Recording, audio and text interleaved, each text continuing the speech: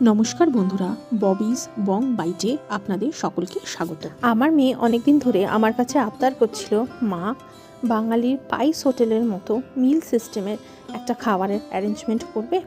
তাই আমি মেয়ের আবদারে আজ আদি কলকাতার পাইস হোটেলের আদরে মেনুর অ্যারেঞ্জমেন্ট করেছি। তাহলে চলো চটপট দেখে নেওয়া যাক।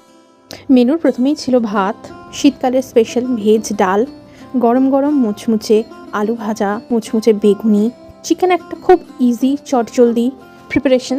তার রেসিপিটা আপনাদের দরকার হলে প্লিজ কমেন্টে আমাকে জানান। এর সাথে ছিল বড়ি আলু দিয়ে পালং শাকের চচ্চড়ি, শীতকালের স্পেশাল ফুলকপি আলুর ডালনা, সঙ্গে ছিল সালাড, লেবু লঙ্কা, কাতলা মাছের কালিয়া এবং শেষ পাতে চাটনি। আমার বাড়িতে অনেক ছোট ছোট এরকম স্টিলের বাটি ছিল, যে ধরনের বাটি পাইস হোটেলে ব্যবহার করা হয়। সমস্ত অ্যারেঞ্জমেন্ট দেখে আমার মেয়ে তো খুবই খুশি হয়েছে। আজকের আয়োজন আপনাদের কেমন লাগলো কমেন্টে অবশ্যই জানান।